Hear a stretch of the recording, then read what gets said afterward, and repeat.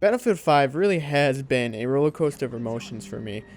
For as long as I've been gaming and for as long as I've been a Battlefield fan, no other game has had me as conflicted as Battlefield 5 has. Hey everyone, it's Dragon Tears, and today I want to talk about Battlefield 5, all the way from the beginning to where we are now, and how it can possibly even be redeemed and be a good game. So let's go all the way back for me. I started playing Battlefield around Battlefield 3. Admittedly, I didn't start playing during Bad Company 2 like a lot of other fans, but I started with Battlefield 3 and I fell in love with it. I mean, when I first played it, I was predominantly a Call of Duty player, as most 11-year-olds were, and I came to Battlefield 3 and was just in awe at the just scale of everything. The map size, the vehicles, the weapons, the customization, like everything about the game was just like awe-inspiring, and I fell in love with Battlefield after that.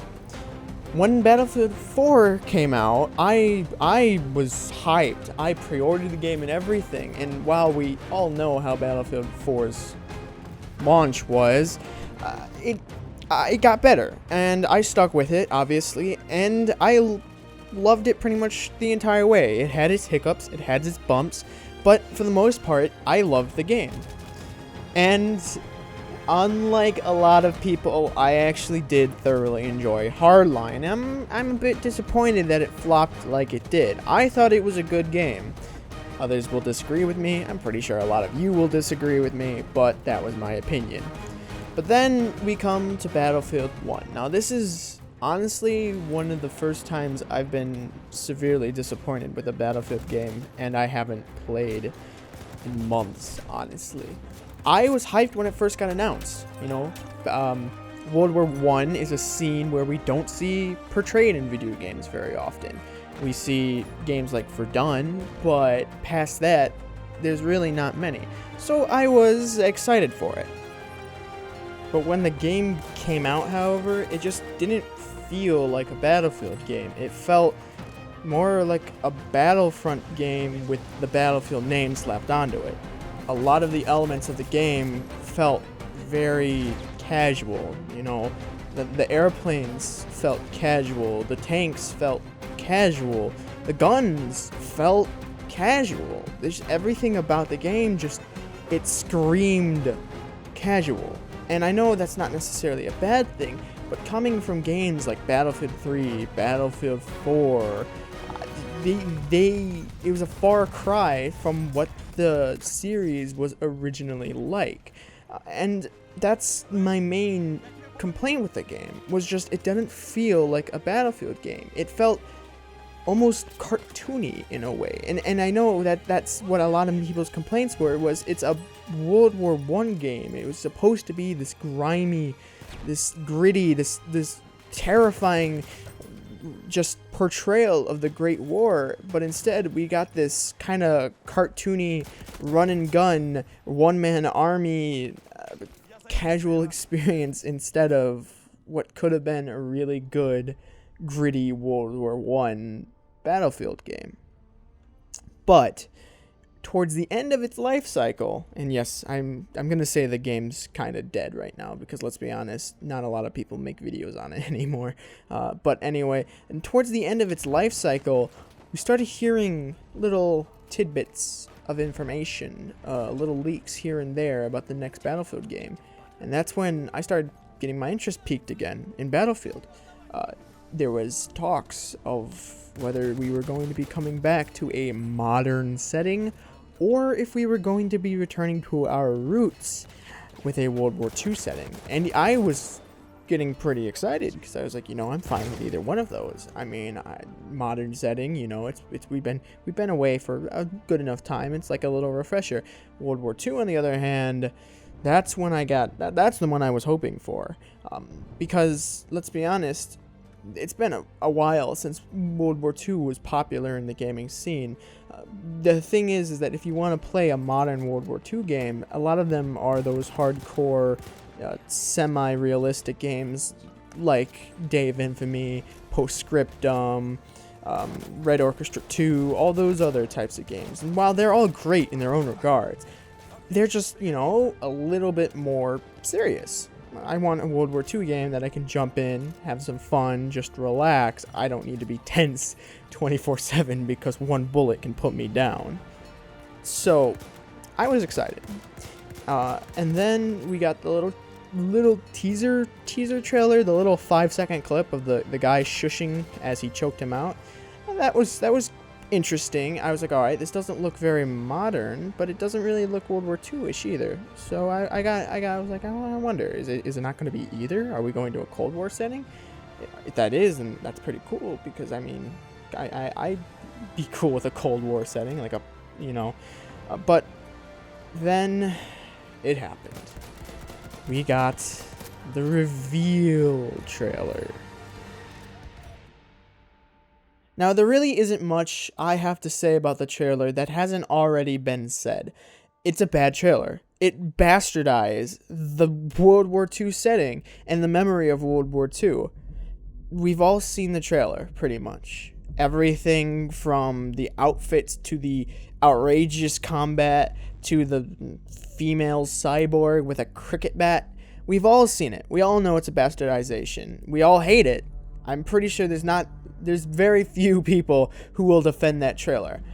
And I honestly will go as far as to say the trailer for Infinite Warfare was a more well thought out and better put together trailer than the Battlefield 5 trailer. Now, I know that's a bold statement to say for the second most disliked video on all of YouTube, but I want you to do this real quick. I want you to go back and watch the trailer for Battlefield 5, then watch the trailer for Infinite Warfare. Putting aside the games, like for example, let's just think Battlefield 5 isn't just a Battlefield 5. It's just a World War II game, a random World War II game, and then let's just take Infinite Warfare and then just think of it as a random sci-fi game.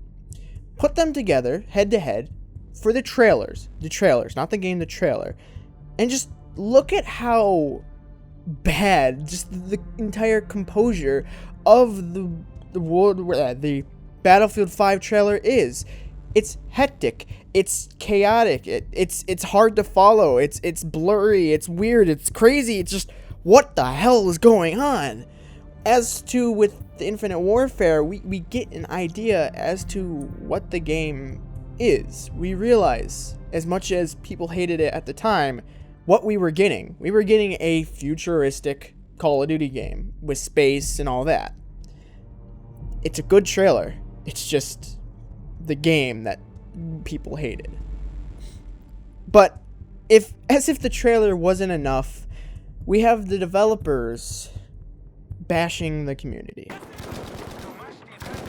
Now, if anyone watching this is interested in getting into the gaming field, whether it be as a producer or developer or whatever you want to do, let this be a lesson to never do what the developers and producers of Battlefield 5 have been doing, or at least did.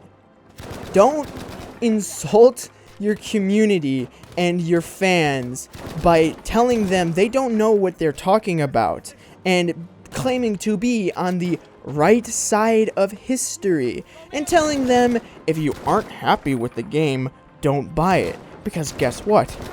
You're just going to install further hate for the game that's already getting a lot of hate, and then complain that your game doesn't do well. Just don't do that. That should just be elementary. That should be common knowledge not to do. But yet they did it, and it further divided the community and pushed them away, digging the grave for Battlefield 5 even deeper, that they are now going to have to try and fill with fixes. And some of the damage is already going to be irreparable. But despite all of this, there is still a chance we might get a good Battlefield game. The trailers that have come after the reveal have been good. They've been well put together and actually portray what the game is about and what we want, really. We've also gotten news of toned down cosmetics, which is one of the major complaints everyone had about the game. They were complaining that it didn't feel like a World War II game with Mr. Rambo over here running around with blue face paint and a red bandana, or Miss Cyborg over here with a prosthetic arm. So the news that cosmetics are being toned down is obviously a step in the right direction. Now, to top it all off, the open beta we had was fun. At least to me it was. I had a blast playing it, and I was pleasantly surprised. I thought the game would be terrible, but it really wasn't. The gameplay that I saw reflected that, not of Battlefield 1, but of past Battlefields before it. There was team play, actual team play. You didn't feel like a one-man army with your Automatico or your Hellriegel or whatever. Sure, the STG was overpowered, but we've seen plans to fix that. We've seen plans to nerf the damage of the STG. Overall, the dev feedback from the open beta has been so positive that they've been fixing everything everyone has had a problem from the beta. It honestly is very promising, but it seems like there's always gonna be a problem. Along with all the positive stuff the developers have been releasing, they also released a list of content coming out, and to say it's disappointing would be an understatement. We're only getting 30 guns on release, and almost a third of them are guns we've already seen in Battlefield 1. It feels lazy. There's not a lot of content to begin with, and a lot of it is already stuff we've played with, we've done. And I know the combat is a lot different, but that doesn't matter. It's just an originality thing. We've seen these guns before, and there's really not a big call for them to return. It's not like in Battlefield 4, where people were like, you know, the AN-94 was an iconic gun and I really want it back. So they brought it back to appease the fans. No one was asking for the Selbstlader 1916, but we're getting the Selbstlader 1916. Nobody asked for that. You could have easily added some obscure, because obviously we've already seen they aren't shy of experimental weapons. There's nothing keeping you from putting in a really unique German semi-auto rifle that actually fits in with the World War II era, instead of putting in a gun from World War I that was barely used for World War I as is. And besides, how can we have a World War II game without the M1 Garand? Come on. So the game obviously has had its ups and downs ever since the beginning. And it brings us to where we are now. There's hope for the game, I'm not going to lie. I see a good Battlefield game in the woodworks of what we have now, but it's just being weighed down by all of this negativity surrounding it. We're getting new details constantly of fixes and just overall content. The maps, they honestly look beautiful. The vehicles, the amount of detail and the amount of just work being put into the vehicles is impressive, but there's just that underlining skepticism that's plaguing the game. So I'm still looking forward to the game in a way. I don't think I'm going to buy it day one, but I'm not going to just write it off as being a trash game from what we've seen in trailers. I'm giving the game a chance. Whether it be bad or good, it's up to the game entirely.